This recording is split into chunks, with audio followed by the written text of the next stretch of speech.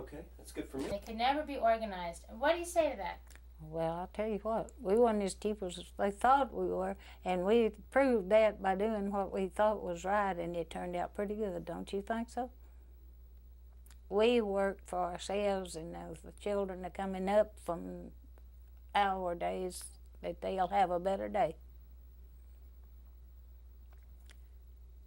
And if you think the South is stupid, try us again.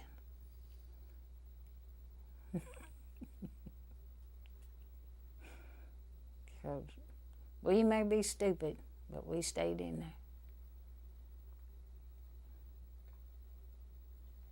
No, another thing that people have been, and I told you, and I've said to them, well, how could they be so stupid? They worked so hard. They wrote letters. They organized, and you told me, you said we did it on our feet, right? That's what you're starting to tell me. Well, start to tell me that again, and I had stopped you before, so that I'd save you. So spill it out, Laura. How hard did you all work? Beg pardon? How hard did you all work? Well, we wore out our shoes and worked on the bottom of our feet till they got blistered. Then we put some paper in the bottom of our shoes and kept walking. And everywhere we went, that's what we preached. Unionize, be one of the bunch. And we didn't stop. After punished of 7 years, we still stuck it out. And what few's left are still at it. And if we're stupid, I'm glad I'm stupid. And I didn't say you were stupid. I'm just saying that's... I didn't say you. I said if they said we were stupid. I'll still always be stupid. And these people that stand up for their right, you can be called stupid, but at last you get results. Well, Laura, how come people don't know that all these Southern textile workers were able to organize like this? Well, I think some of the people thought they was only ones educated and the only ones that knew what to do, because when they told you you had to do something and they put you on starvation, you'd run to do it and just keep it up.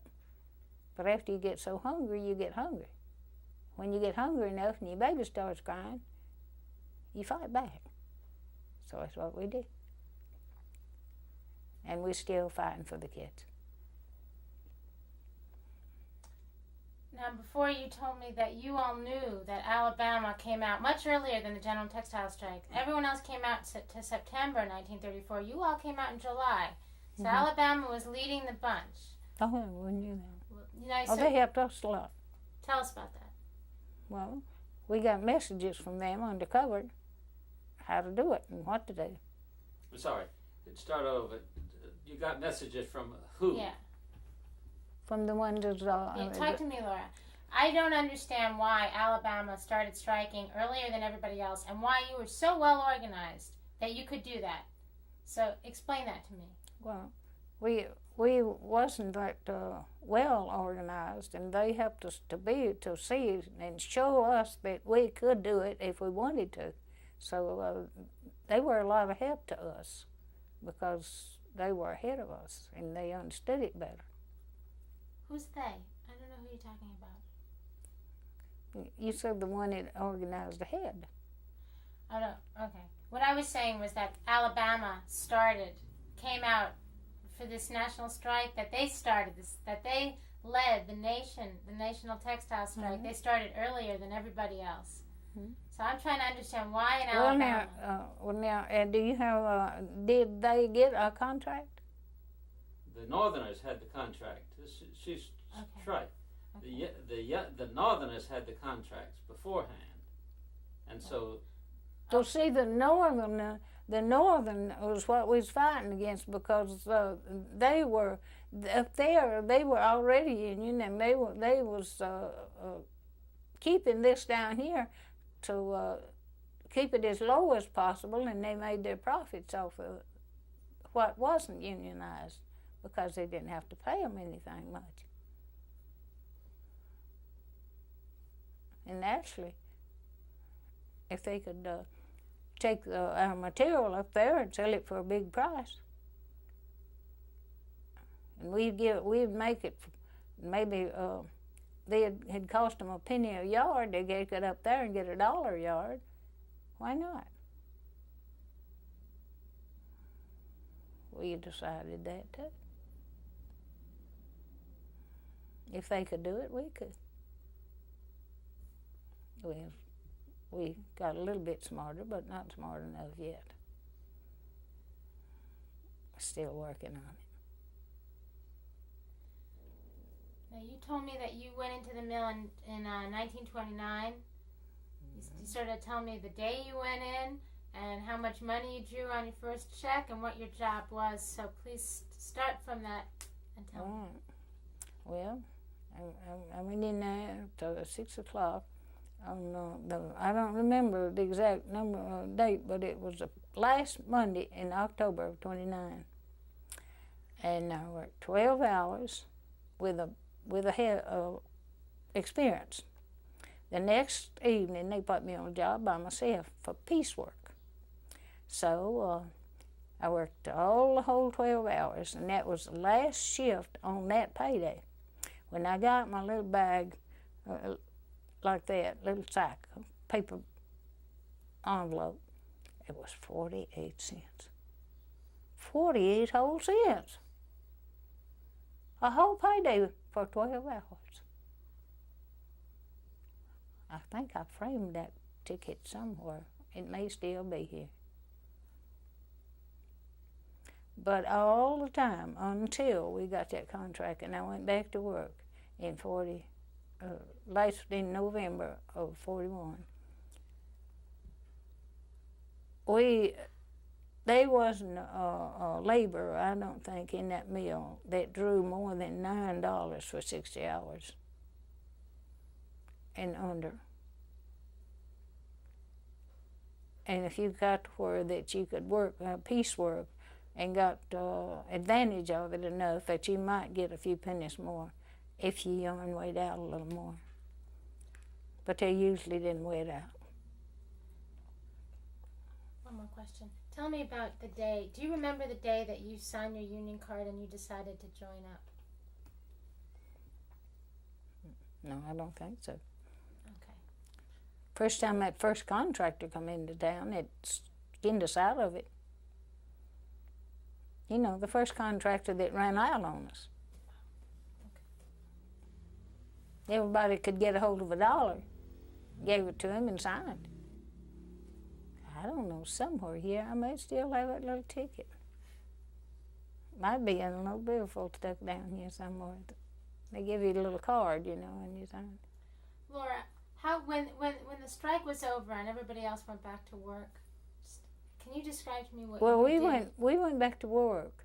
Everybody went back to work when the strike was over. We went back on our jobs, but right shortly then, when they got it set up and picked out the ones that they wanted to get rid of that didn't sign that paper form, well, see, when they done that, they gradually just laid them off and discarded them and replaced them with farmers out in the country. They went out there and set up a office out there in the woods and hired farmers and put them in there on their jobs. That's right. Some of them's living down the street from me now. They worked there 7 years. Now, I'll tell you something. I want you tell me that story again, but a little shorter. But when you tell me, what I don't understand, I understand, but the person sitting behind me who you can't see, who's the audience, they don't understand that it's the union person, that they were trying to say, never join a union again, and then you could stay here and work. So could you be specific about that paper and about the people that they were trying to get rid of? Well, see, they got the people, all the people's names, you know, that they could, and they went around to all those with a letter that if we would sign that letter that we would never mention the word union ever again in the plant that they could work. And all of we who did not sign it are the ones that didn't have a job. But we got more out of those that did sign it and stayed in there because we got all the information from them. Because they was cheap enough to do that, they would be cheap enough to tell us what's going on. So therefore, they lost out after all in a way because we could have been just as well working in there because we got more information of the inside of those that did work because we didn't know what was going on in the inside.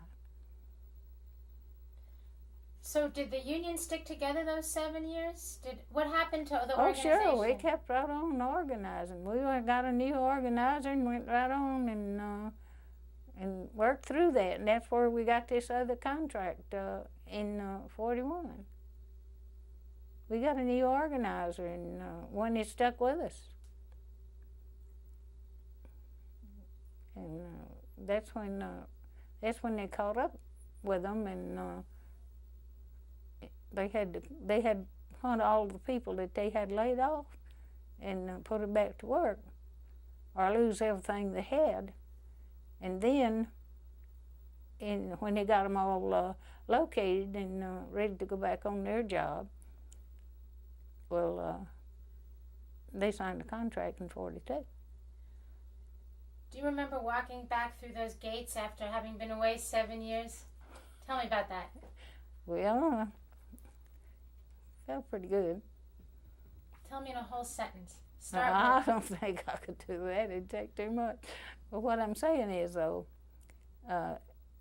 maybe we felt too proud of ourselves, but we felt like that we had tried, and it did. It built up and it built up, and until today, it has still built up for the younger generation. A lot of us didn't get much out of it, but the people who are coming after us have a chance now to get a day's pay for a day's work and have a living fair for their work, which they did not have then.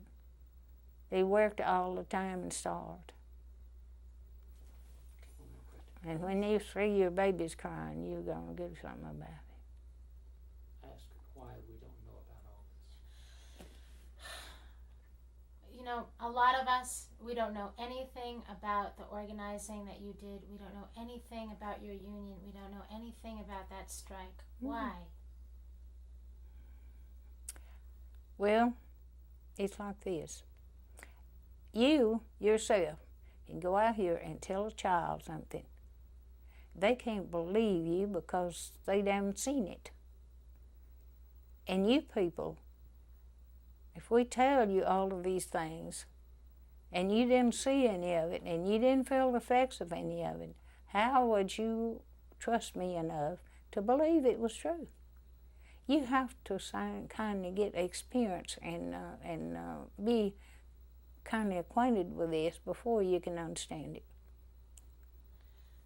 Well, there's a lot of textile workers who had enough courage, like you did, Laura, to try and go out and organize back in 1934. Oh, yeah. And 57 years later, they don't talk about it. They're afraid to talk about it.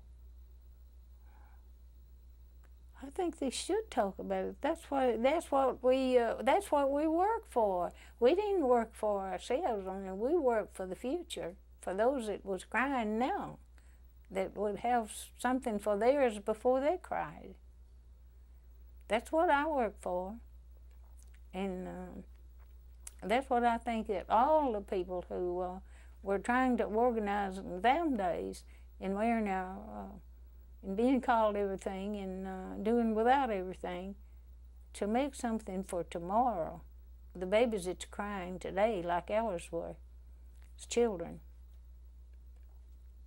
and they wouldn't cry. What do you attribute? Why do you think people are afraid to speak now?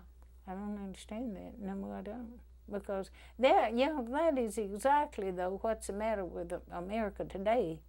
They're afraid they'll get cut out of what they have. That's what I feel. they're afraid to do something. They're threatened. And they're afraid to do something for fear they'll lose what they have. We didn't have nothing to start with. If we run out of something again, we'll understand it. But the little ones coming up won't. And that's exactly what's wrong with not only this person or that person, but all the countries in the world are pretty bad that way, but I know American is. America is so afraid to do something for fear it won't work. But if you go in the kitchen to cook a meal and you don't put it on the stove, it won't cook, will it? Okay. What's the difference in thinking the job and never doing it? It don't get cooked, does it? They were afraid they were going to get fired. They were afraid they were going to lose their jobs. Lose what they had, and they don't have anything day by day. And every time that they think that they're going to get something done, 9 times out of 10, have you noticed? Really noticed? I don't guess you have. And thought about it, that these people, so many people today, is being laid off or ailing or some reason to be laid off just before retirement time, to be cut out of retirement. See, we got retirement, or we got all of those things where now that's what we're living off of. They tell you, we got that contract and it took out so much on our retirement. That's what I'm living on today. Which if we hadn't had that, we wouldn't have had one dime of anything while we're sitting here today. And if you don't take a chance, if you don't do something, you can think it for the rest of your life and it won't get done. Okay. Thank you. That's beautiful. Well, that's just the way I feel. I'm just one. I'm just one in the world. What? I said that's the way I feel. I'm just one in the world. Oh, that's lovely. Advising that she should not be affiliated with a movement. It was not long until she was discharged when she retained her membership in Local 1878, United Textile Workers of America. She was one of the discrimination cases that caused the workers at White Plant to come out on strike on July 12, 1944, and remain out till the national strike was called off on September 24, 1944. She is typical of many discriminations by the White Company against employees who join the United Textile Workers Local. This was done in violation of Section 7A, and because of the fact that we could get no adjustments through the National Textile Labor Relations Board, who refused to even try to adjust grievances, these workers at White decided to resort to the only method they could find, the strike method. This, however, was after every effort that could possibly be thought of was used. Mr. Cleo Davis, chairman of the Alabama State Cotton Textile Labor Relations Board, have been appealed to. Cases of ill treatment were presented to him. He turned the names of the complainants over to the White management and they were quickly discharged. You remember this?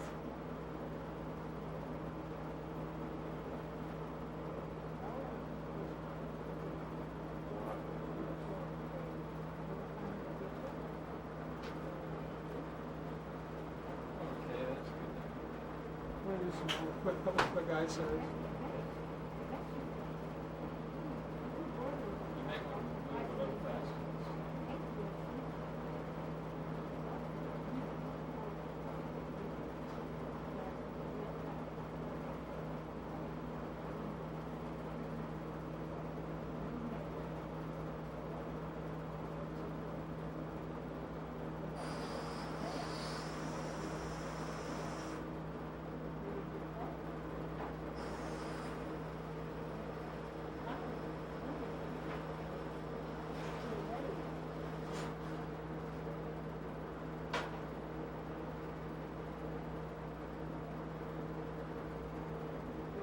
Just like that.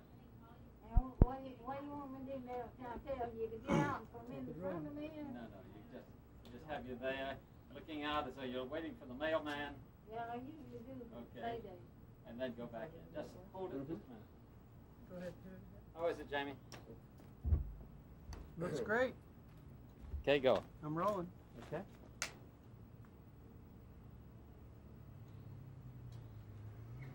Go on back in.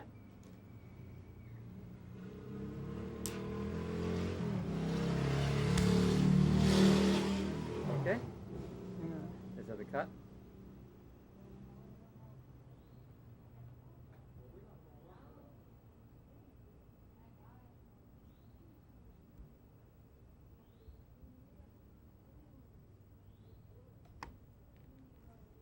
Now it's cut.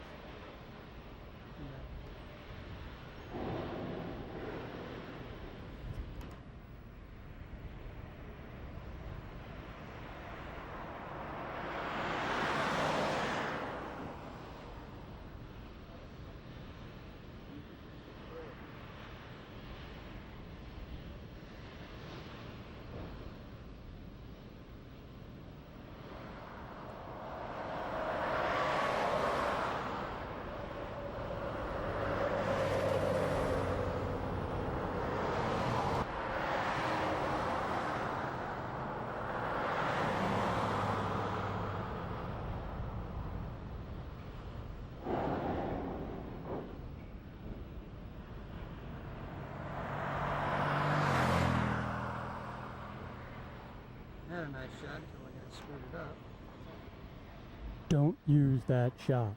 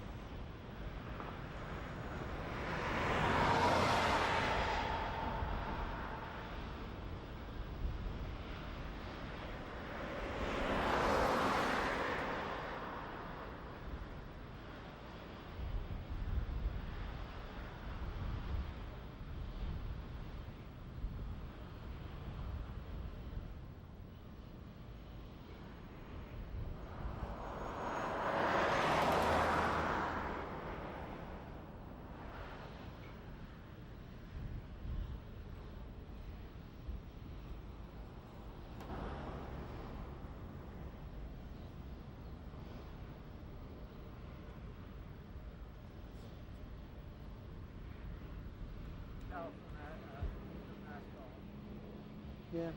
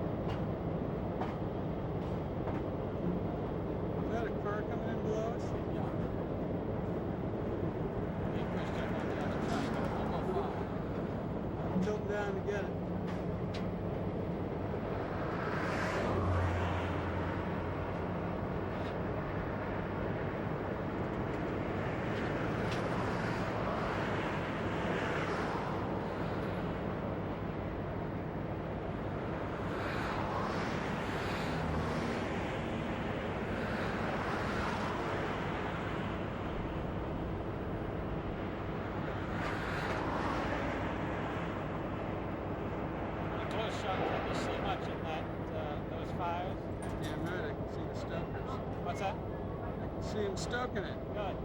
Take a look.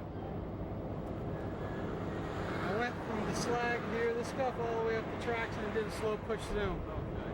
Yeah, nice. Okay? Let me just...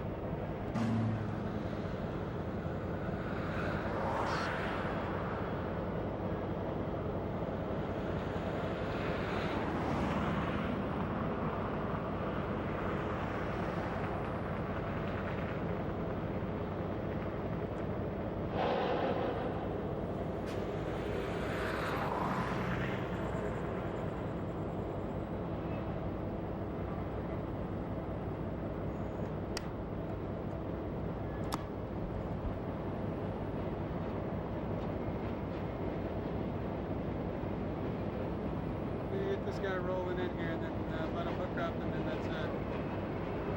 About a minute left.